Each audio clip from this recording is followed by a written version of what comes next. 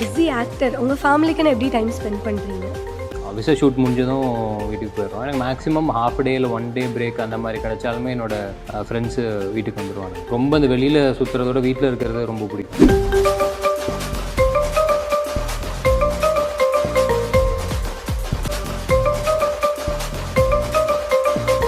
So hi everyone, நம்ம கூட யார் இருக்காங்கன்னு பார்த்தீங்கன்னா ஆக்டர் கவின் கிடையாது. என்னை பொறுத்த வரைக்கும் எப்போதுமே சரவணன் மீனாட்சி வேட்டையன் தான். எனக்கும் இல்லை சார், ஆக்சுவலி வந்து அம்மாவுக்கு இப்போ வரைக்கும் டிவியில் வந்து வேட்டையன் நடித்த படம் வந்திருக்கு, வேட்டையன் நடித்த படம் வந்திருக்கு. ஸோ எப்போதும் அப்படியே தான் சொல்லுவாங்க. ஸோ ஹவ் யூ ஃபீல் அந்த வேட்டையனாக இருந்து இப்போ ஆக்டர் கவின் அப்படிங்கிறது உங்களுக்கு என்னவா ஃபீல் ஆகுது? நான் அந்த விஜய் டெலி அவார்ட்ஸ் வாங்கும்போது அங்கேயே நான் சொல்லியிருப்பேன், என் நிஜ பேர் கவின்றதை விட இந்த வேட்டையன்ற பேர் தான் ஃபஸ்ட்டு எல்லாருக்குமே தெரியும்.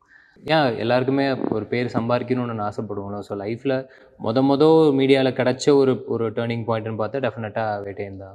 இன்ஃபேக்ட் எனக்குமே இப்போ அந்த மாதிரியான ஒரு ரோல் பண்ணணுன்றதில் அதுவும் ஒரு ஆசையாக இருக்குது. பட் நான் ஆல்ரெடி சொன்ன மாதிரி கண்டென்ட் தான் எல்லாமே. அதுக்கேற்ற மாதிரி ப்ராப்பரான ஒரு கண்டென்ட் கிடச்சிச்சின்னா டெஃபினட்டாக பண்ணலாம். நீங்கள் சொன்ன மாதிரி அதுவும் இப்போ எல்லார் ஞாபகத்துலையும் இருக்குது. அப்படின்னா டெலிவிஷன்லேருந்து நம்ம பார்த்த வேலை தான் இதெல்லாம் சேர்த்து தான் இவ்வளோ தூரம் கூட்டிகிட்டு வந்திருக்குன்னு நினைக்கிறேன். ஸோ என்றைக்குமே அது ஹாப்பியான ஒரு மொமெண்ட் தான். ஆக்சுவலி என்னோட அடுத்த கொஸ்டினுக்கு தெரிஞ்சோ தெரியாமையோ நீங்கள் பதில் சொல்லிட்டீங்க. பிகாஸ் என்னோட அடுத்த கொஸ்டின் அதுவாக தான் இருந்தது. ஸோ வேட்டையனா திரும்பி படத்தில் எப்போ பார்க்கலாம் அப்படிங்கிறது எனக்கும் டெஃபினட்டாக ரொம்பவே ஆசைலாம் இருக்குது. மேபி இன்னும் ரொம்ப அந்த ரெஸ்ட்ரிக்டடாலாம் இல்லாமல் ரொம்ப ஓப்பனாக ஜாலியாக அதையும் எக்ஸ்ப்ளோர் பண்ணணும் தான். பட் கண்டென்ட் கரெக்டாக யாராவது எழுதி எடுத்துகிட்டு வந்தாங்க அப்படின்னா அப்படியே என்னை கூட்டிகிட்டு நேராக ஷூட்டிங் போயிடலாம். சி கண்டிப்பாக வெயிட் பண்ணுறேன் சார். அந்த மாதிரி மூவிஸ்க்காக ரொம்ப வெயிட் பண்ணுறேன். நல்லா ஒரு ஃபன்னாக லந்தா என்னடி மீனாட்சி லைக் அந்த தோரணையில் அது ரொம்ப நல்லாயிருக்கும். ஆக்சுவலாக பண்ணிடலாம், கண்டிப்பாக பண்ணிடலாம். ஆக்சுவலி வந்து நான் ஸ்ரீ விலாக் லைஃப் ஸ்டைல்ஸ் அப்படின்னு சொல்லி ஒரு பேஜ் வச்சுருக்கேன். லிட்டரலி எல்லோரும் என்ன பட்ஜெட் பத்மினி அப்படின்னு கூப்பிட்றாங்க. ஏன்னா நான் பட்ஜெட் கண்டென்ட்ஸ் தான் போடுவேன்.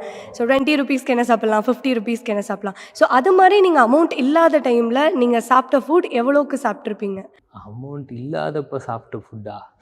அமௌண்ட் இல்லாதப்போ சாப்பிட முடியும். லைக் மினிமலாக நீங்கள் சாப்பிட்டது? காலேஜில் நாங்கள் ஆக்சுவலாக இதிலேருந்து ஒரு 4 ஃப்ரெண்ட்ஸ்லாம் எடுத்து ரூம் எடுத்து அப்படி தான் தங்கியிருந்தோம்.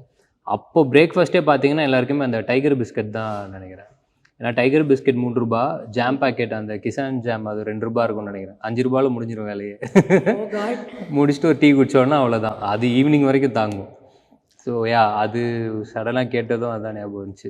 ஸோ நீங்கள் அந்த மாதிரி இருந்ததுக்கும் இப்போ நீங்கள் நினச்சா வந்து எல்லாமே வந்து லைக் சாப்பிட்ற கேட்டால் கிடச்சிரும். பட் அப்படியும் டைம் இல்லாமல் சாப்பிடாமையும் இருக்கிற நேரங்கள் அதிகமாக இருக்குங்கள்ல? இல்லை அப்படிலாம் இல்லை. இப்போ தான் ஆக்சுவலாக இன்னும் கொஞ்சம் டைமுக்கெலாம் கரெக்டாக சாப்பிட்ணும் அப்படிலாம். ஏன்னா வேலையும் நம்மளுக்கு அந்த மாதிரி தான். ஏன்னா எந்த ஒரு வேலையாக இருந்தாலுமே நம்மளோட ஹெல்த்தை தாண்டி தான் எல்லாமே. நம்ம இதை ஒரு மாதிரி பயங்கரமாக இது பண்ணுறோன்னா பேலன்ஸ் பண்ணுறதுலாம் கொஞ்சம் டஃப்பாக தான் இருக்குது. பட் என்னதுலேயே நம்ம ஆசைப்படுற வேலைங்கிறதுனால அது ஒரு மாதிரி மேனேஜ் பண்ணிக்க முடியுது. அது ஃபைன் தான். அது சார் பிஸி ஆக்டர் உங்கள் ஃபேமிலிக்குன்னு எப்படி டைம் ஸ்பெண்ட் பண்ணுறீங்க? இல்லை அப்படிலாம் இல்லை. எனக்கு எப்படி சொல்கிறது, இப்போது ஆஃபீஸில் ஷூட் முடிஞ்சதும் வீட்டுக்கு போயிடுறோம். எனக்கு மேக்ஸிமம் ஹாஃப் டே இல்லை 1 டே பிரேக் அந்த மாதிரி கிடைச்சாலுமே என்னோடய ஃப்ரெண்ட்ஸு வீட்டுக்கு வந்துடுவானுங்க.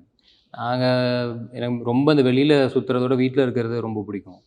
எல்லாம் வீட்டுக்கு வந்துடுவானுங்க. நாங்கள் பாட்டு ஏதாவது சமைச்சு சாப்பிடுவோம். இப்போ ரீசெண்டாக அந்த சீக்வன்ஸ்னு ஒரு கேம் ஒன்று என் ஃப்ரெண்ட் இன்ட்ரடியூஸ் பண்ணான். அது பயங்கரமாக இருக்குது, ஜாலியாக இருக்குது. அது மேக்ஸிமம் 12 பேர் வரைக்கும் ஆடலாம். ஆமாம், 12 பேர். நாங்கள் 4 டீமாக வச்சுக்கிட்டு விளாட்றோம். ஒரு டீமுக்கு 3 பேர்னு சொல்லிட்டு.